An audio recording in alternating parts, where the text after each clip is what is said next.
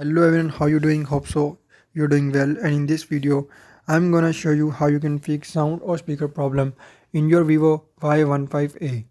So before just starting video, don't forget to subscribe and also press the bell icon for more latest videos. So I'm going to show you very simple solution to fix this problem. So to fix sound or speaker not working problem in your Vivo Y15a, simply you just need to go to settings and just follow every single step as I'm showing you in this video. Hope so this will fix your problem.